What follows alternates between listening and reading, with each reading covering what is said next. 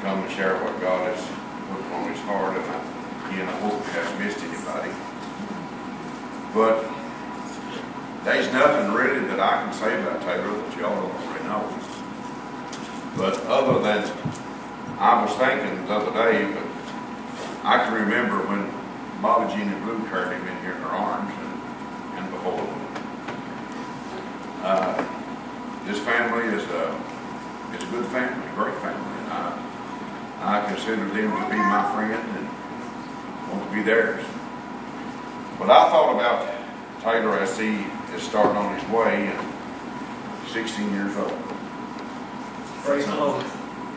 16 years old, doing what he can for the Lord and what have you. But I thought this morning, brother, you're hooked. You're stung. So keep going. But he needs encouragement from his family, from his friends, neighbors.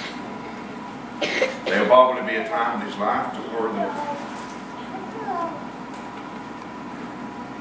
the road will get slick. The heels are to pull. But that's what we're here for. To push him along the way. And I thank God for him for what he set out to do and all this, but like I said, that don't need to be a rattle on more. Get him up here, get him booked, because I remember when I first started, I go somewhere to church, they'd invite me to go to preach and what have you. You know, they were doing the work of the Lord, but it seemed like they were saying and saying and saying and saying. I'd sit there and I'd get so nervous. So that's why I'm kind of loosening him up, trying to get him up here. And where you know it or not, I go somewhere to have a revival and do the same thing. I still get nervous. So I'm not got over that. Maybe you know. But one of the things that I thought about this morning, and when I come and I asked him, I began to think, I thought, well, is he really in there and is he really hooked? When I went outside and looked in the parking lot and I seen he drove a Chevy vehicle in here, he's got it. He's my grandson too, Dad. We know, sister. That's right. Yes, he is. We've got some good grandkids. How y'all doing this morning? My great-grandfather once said, a man can't do any work with his jacket on, he can't preach neither. I'm going to get that away. But anyways, today we're going to be talking in James chapter 1, verses 12 through 18. And while y'all are flipping to that, I want to tell you a story. There was this boy who went in and sat down on the couch, and he looked on the coffee table, and he found his big family Bible sitting there. He picked it up, and he began to flip through the pages. And something fell out of it. He looked down, and it was a leaf. So he picked it up, and he runs in the kitchen. Mom, look what I found, look what I found. She says, well, what is it, honey? And he said, it's Adam's soup.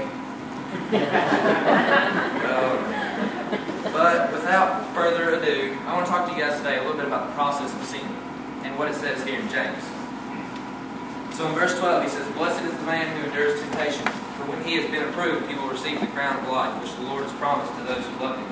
Let no one say when he is tempted, I am tempted by God, for God cannot be tempted by evil, nor does he himself tempt anyone. But each one is tempted when he is drawn away by his own desires and enticed. Then when desire has conceived, it gives birth to sin, and sin, when it is full grown, brings forth death. Do not be deceived, my beloved brethren. Every good gift and every perfect gift is from above, and comes down from the Father of lights, with whom there is no variation or shadow of turning. Of his own will, he brought us forth by the word of truth, that we might be a kind of first fruits of his creatures. Dear Heavenly Father, I want to thank you for this day, for the opportunity to be in your house, Lord. And I just want to pray for each and every heart and soul in this building, that you will prepare them to receive your words, and that you will work through me, and that your will be done. It's in Jesus' name I pray. Amen. Amen. Alright, first off, while I was studying this week, I was reading the commentaries of a pastor named Warren Wiersbe, and I love his commentaries, love everything he does. He's a great man. And he describes temptation as an opportunity to accomplish a good thing for a bad way. And for example, it's like, I'm sure you all remember in Luke 4, when Satan had brought Jesus out to the desert, he was tempting him.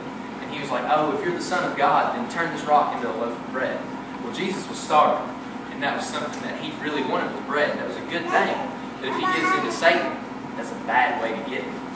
So kind of think along the lines of that. And another thing I want to point out to you guys is in verse 13. Whenever something happens, something bad is going on in your life, never say, God is tempting me. God will send trials in your life, but God never tempts you. God cannot be tempted by evil. He cannot be associated with it. And so some of the things temptation leads up to, it's fleshly desires. Our flesh is what tempts us. And we might sometimes look at sin as like one thing we do in our life. We did this was sin. But God sees it as a process. It's a 4-step process I'm going to run you through. And step 1 is desire. In verses 14 it says we are tempted and we are led away by our own desires, our fleshly desires. Now natural, normal desires of our life are given to us by God. You know, we need food, we want food, it's good for us. We need to eat it. Without food and water we couldn't make it. Or rest, we need rest. Without rest we couldn't make it. But it's when these things are abused, and it's when they're misused, and we are attracted to people of the opposite sex because we need that relationship in our life. But it's when we abuse these things and we misuse these things, and we don't die to ourselves and die to our flesh every day and get in this book and see what this book says that we should live our life. That's when these things turn bad. In Hebrews 13:14 it says, marriage is honorable in man, but adulterers God will judge. Things are good in proportion, but when you take it outside of this book and stuff that doesn't agree with this book, that's when it turns to temptation and turns to sin. And step 2 is when your desires, when you let them take control of you, at least a deception. In verse 14 it also says the words enticed and lured, which the Greek translation means to bait a hook.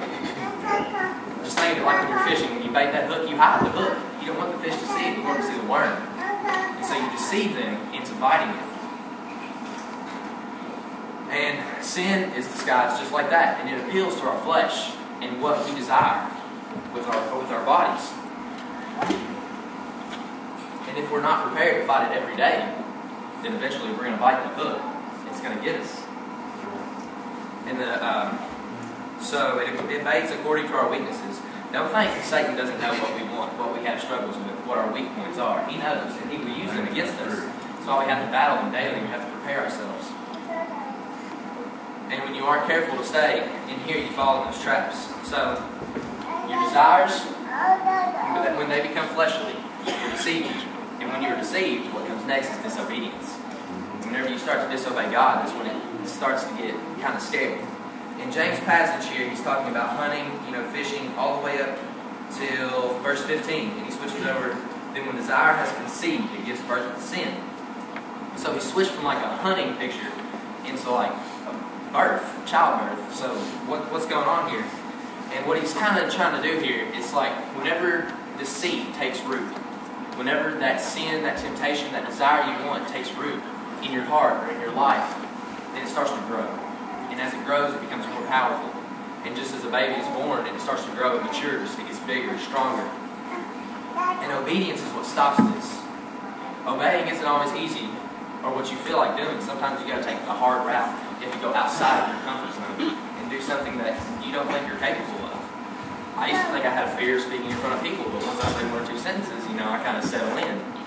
But and so obedience stops this. And from my experience so far, the number one most important thing to the Christian walk and walking with God is perseverance and persistence. You have to stay in His Word. Even when you're tired and you just want to go to bed, you have to pick up the Bible and read it. Amen. It will make you grow. You'll become more dependent upon God. You'll become less independent trying to attack this world on your own. We can't do it on our own. I can't do it on my own. Y'all can't do it on your own. We have to have His help. Satan's too strong for us. We can't overcome him on our own. So, persistence and persevering through the hard times.